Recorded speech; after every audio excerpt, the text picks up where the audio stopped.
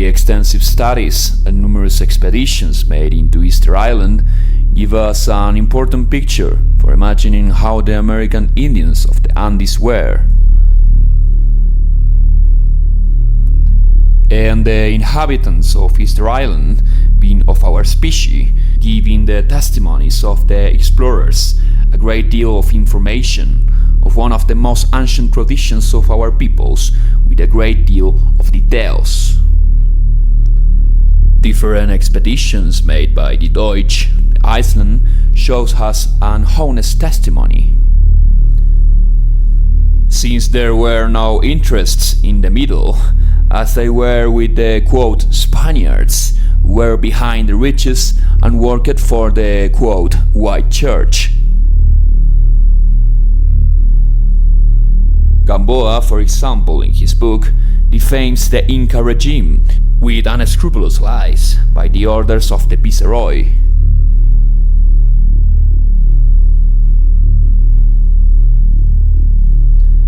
By the other hand, for the first time, I see a solid document of 700 pages made by a Norwegian expedition that describes the inhabitants of the island and all the expeditions led since 400 years ago.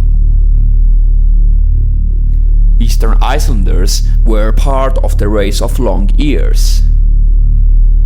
We can see this custom of enlarging the ears in the whole of the Atlantean colonies, as were America, islands on the Pacific, and Southeastern Asia.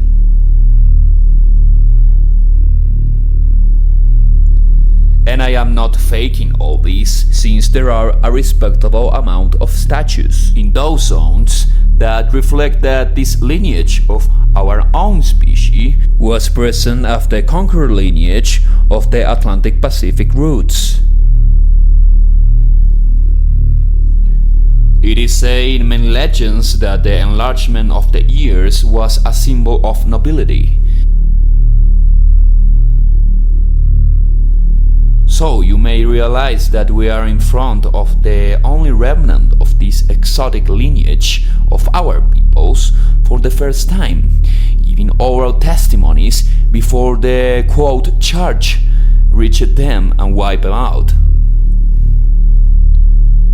Of course, they couldn't do it before, as with the other remnants of this nation, because the island is in the middle of the Pacific. By the time the church reached the island, there were many European independent expeditions that brought a respectable amount of literature to Europe. Books with images and descriptions of the indigenous inhabitants of the island as being far different from what modern academia teaches. One of the accounts, Rockgeben, states that the inhabitants were tall in stature, muscular, and well proportioned. Many wore short beards, and the natural hue was pale yellow or swallowish. Behrens, 1722, says, "As for their complexions, they are brownish, about the hue of a Spaniard, yet one finds some among them of darker shade, and others quite white, and no less also a few of reddish tint, as if somewhat severely tanned by the sun." Speaking of the first visitors to come on board his ship, Behrens wrote, "One amongst these was an entirely white man, who was wearing white chocks of wood in his ears as large as one fist, and bore a very devout appearance, so that we took him to be an idol priest." French Colonel Laudonnière reports that the Indians of Florida were of olive skin. But he explains that this is due to certain plant ointments they used in their skin, and that when childs were born, their skin was pale. So it is not strange that the yellow tone could be in Eastern Icelanders the same case.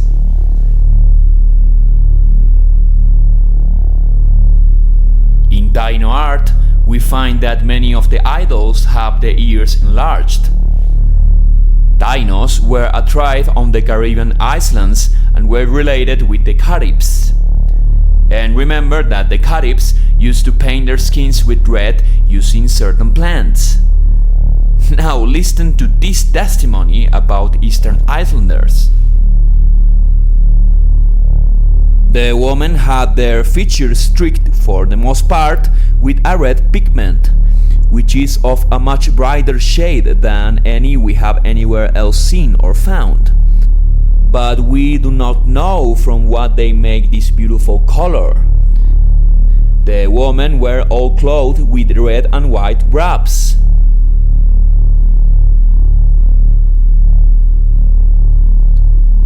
Dus Agüera, 1770, writes, "These Icelanders being in color between white, swarthy and reddish, not thick-lipped nor flat-nosed, their hair chestnut colored and limp, some have it black and others tending to red or cinnamon tint."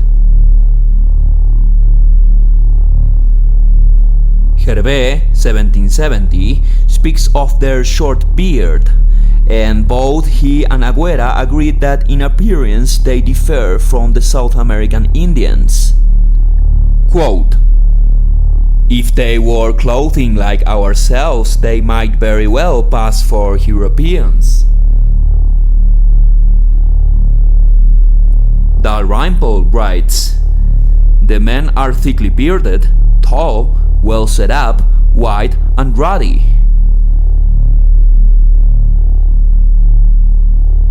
Also, the garments observed by the Spaniards concurred with those described by the Dutchmen.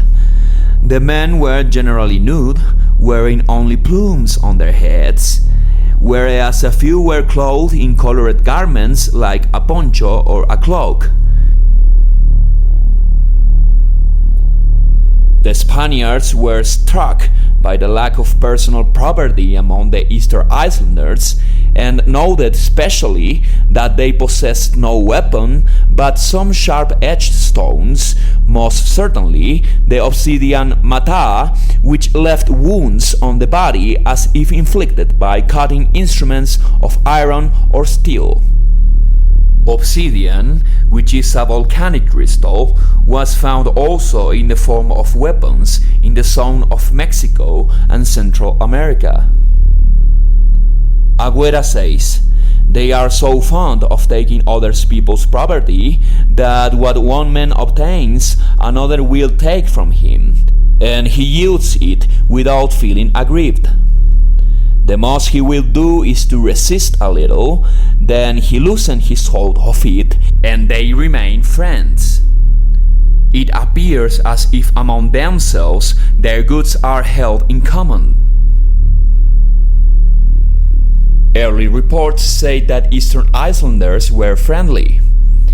Late reports say that they were aggressive, but this was after the slave trade began. Another report says these savages are tall, strong, and well built. Their features resemble far more the European type than those of the other Icelanders of Oceania. Among all the Polynesians, the Marquesans are those to which they display the greatest resemblance. Their complexion, although a little copper-colored, does neither differ much from the hue of the European, and a great number are even completely white. As these people always distrust each other mutually, and with good reason, they are always on guard to defend and hide the little they possess. The hiding places were indeed abundant. The entire island is perforated by deep caves, some natural and others artificial, which do not communicate with the outside but through a very narrow opening. Now that we have reached the time for talking about the quote Moai statues, it's interesting to see that they are related with the god Makemake. Makemake is the top head god. He is the thunder god, and the Indian legend says, quote, all those moai were assembled in one and the same place.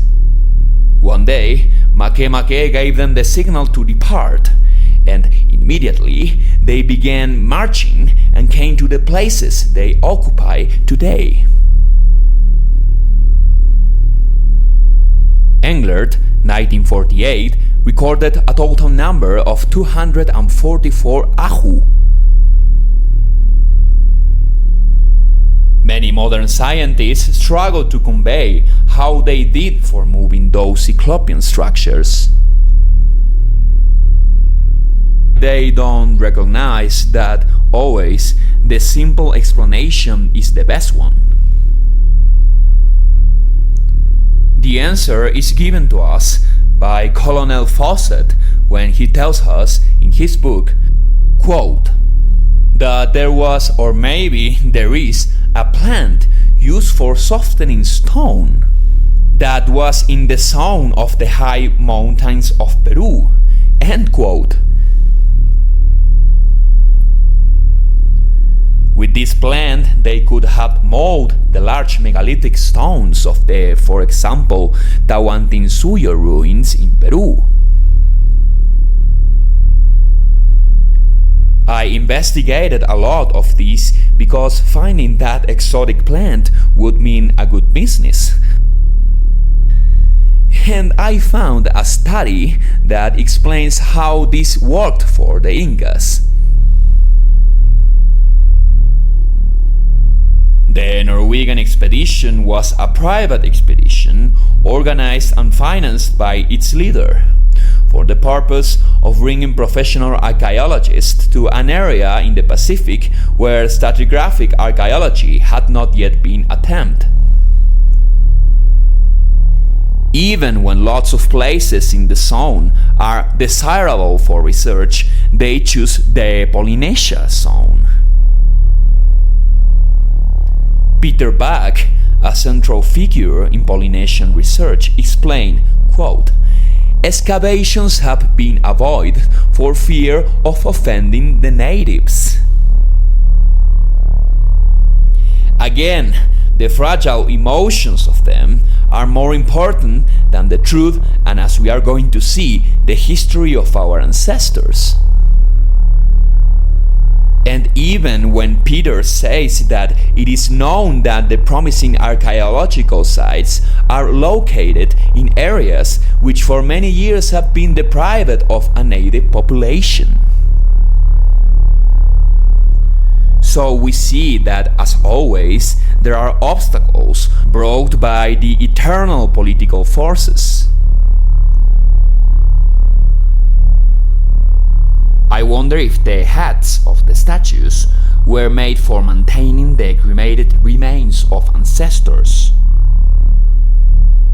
The natives say that the statues represented the noble ancestors or kings, and the Mayans used to carve a similar hollow hat in the heads of their statues in honor of the kings or khans.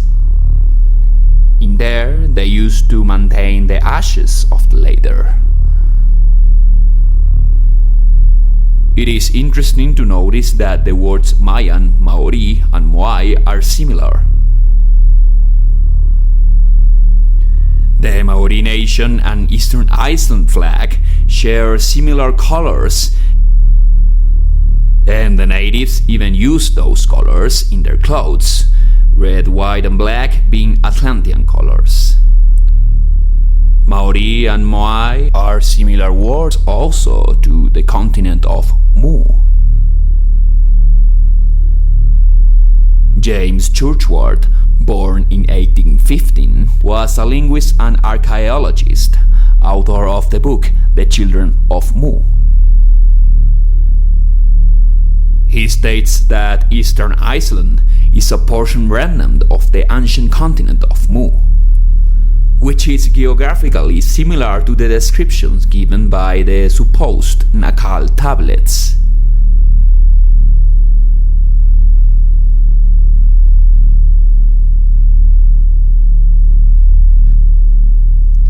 In In the Solomon Islands in the Pacific, black tribes maintain legends about the immersion of lots of islands, recounting from just hundreds of years ago.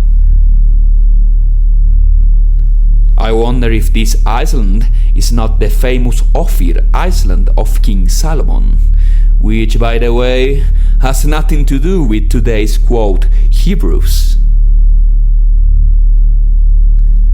In modern Tel Aviv was found inscribed pottery which says gold of Ophir. And we know by biblical sources that Solomon used to bring gold from an island in the east. You may know right now that I am not into Christianity and I don't sympathize with their creators.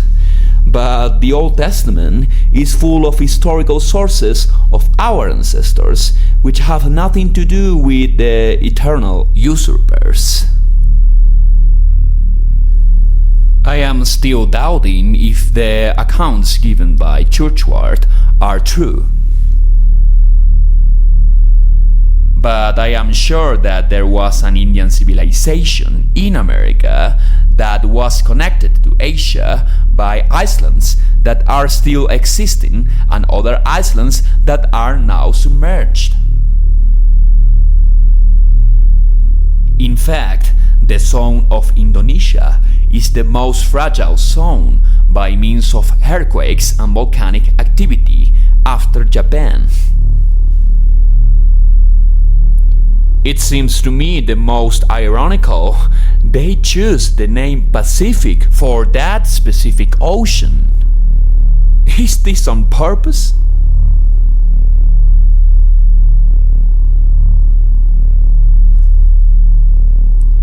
We got India, Indonesia, and the submerging continent or islands, and also the Indians of America. Since Columbus didn't want to go to India, he knew pretty well about everything, as I explained on Telegram.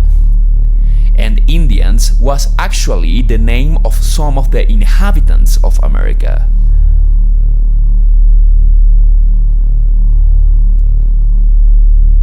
That's why we got the name Inca, that in fact, I suppose, comes from the god bird-like thunder god Indu, that is related with the god Indra of the Vedics. In linguistics, we know that there are many things that cannot be changed with time. Those are the names of family members as father or mother, the names of the gods, the names of the nations, and the names of the places that sometimes are related with nations' names.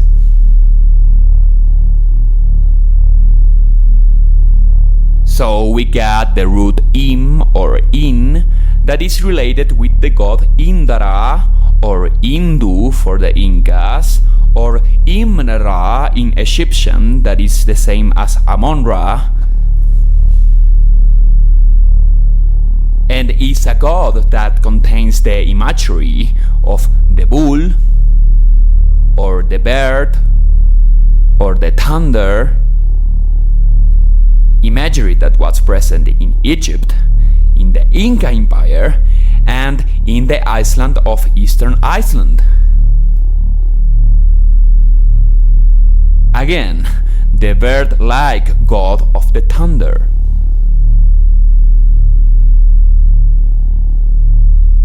Maybe you are not aware of this, but one of the best linguists from the last century, a German named Schildmann, discovered in America what he called Paleo-Sanskrit. Carved in stone in case from South America to North America. So here we got the connection between the Sanskrit from India and mysterious glyphs in America. The transcriptions of Schiltmann's books are full of lamentations over the catastrophe and the mysterious and redundant passages, referring to the reduction of the territory vibrations that used to give them a high vibration reality. I perceive those territory vibrations as being related with the territory gods of the Vedic pantheon of India that were present in the golden age of our ancestors. He also deciphered one symbol as being the representation of the Indian thunder god Indra. Amazingly, it is a menorah.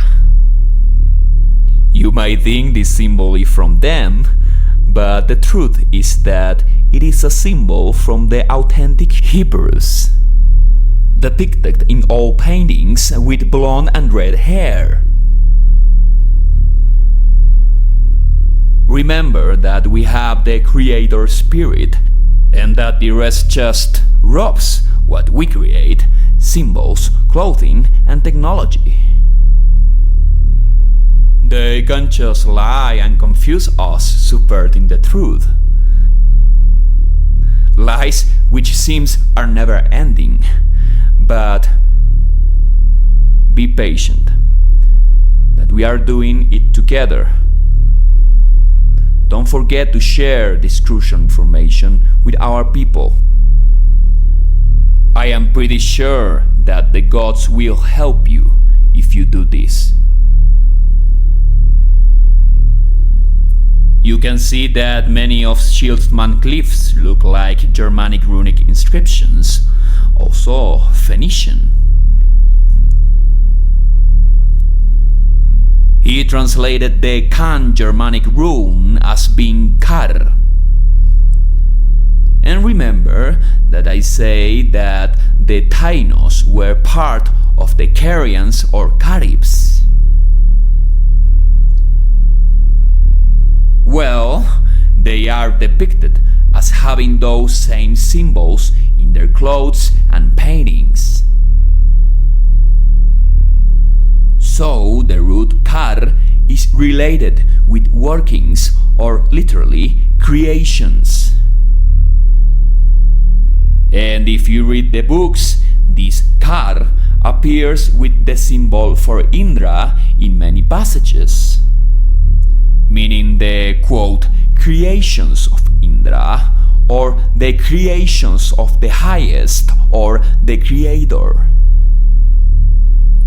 In many legends told by tribes in the Pacific and also by the Nahal tablets of Churchward, the life it is said to have been created by a bird that came from the sky and put an egg in the ocean.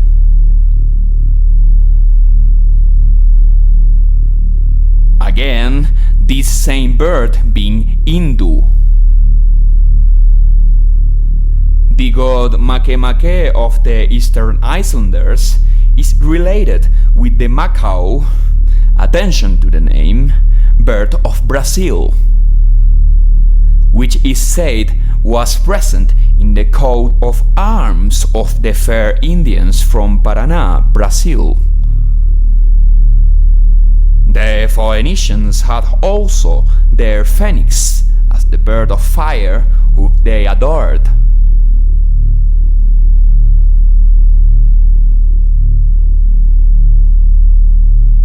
I had said in Telegram that the Mayans were the Magoi of Persia.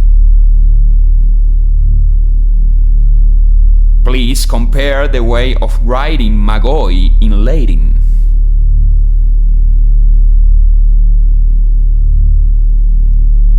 Now make contrast with the depiction in Greek.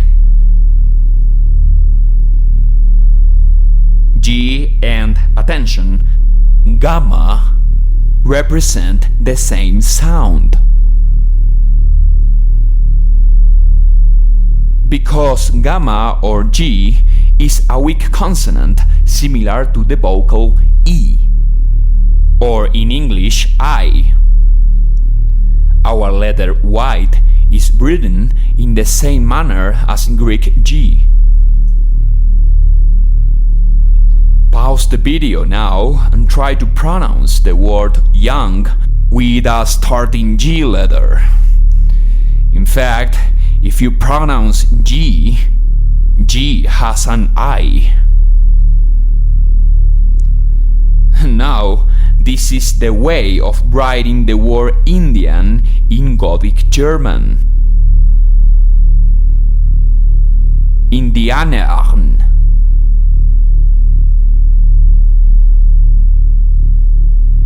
You can see that the I at the beginning looks like the letter J, which is the sister of the letter G.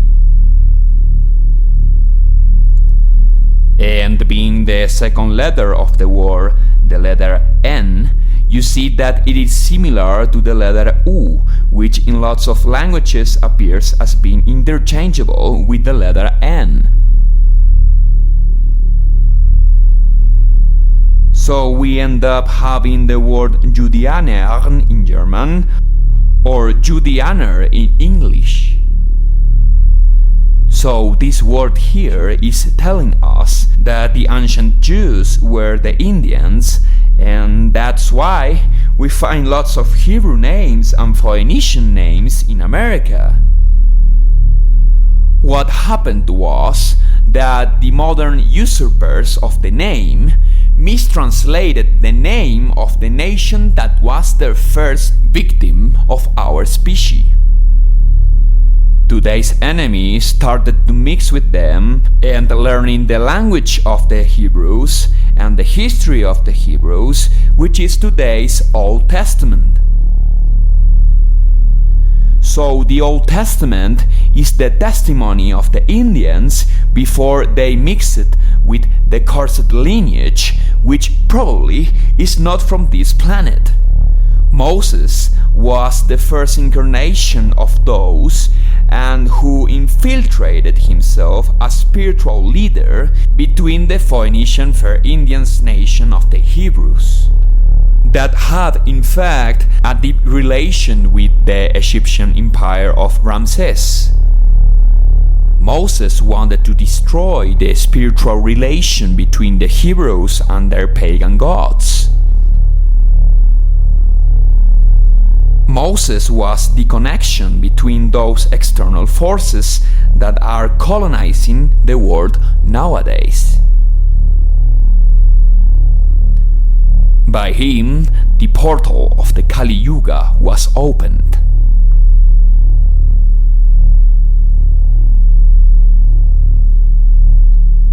He subverted the nation of the Hebrews.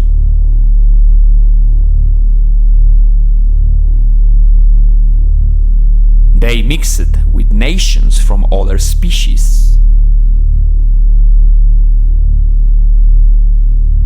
Then they were expelled for the first time from the first country, Egypt.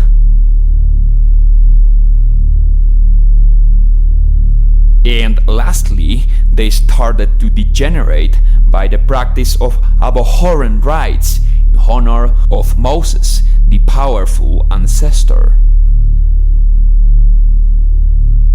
Moses was the same god or ancestor that supposedly is coming, called in Hebrew the Moshiach. Say name.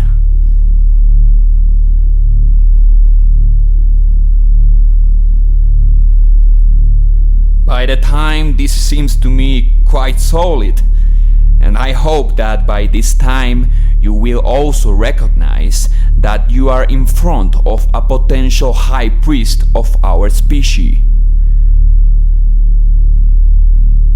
I am a seer. I start with some assumptions, and then the evidence works mysteriously in my favor.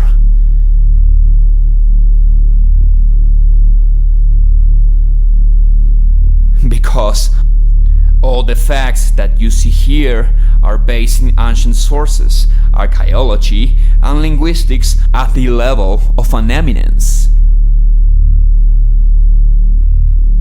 I can envision myself seeing my stones destroying the crystal houses in which academia resides.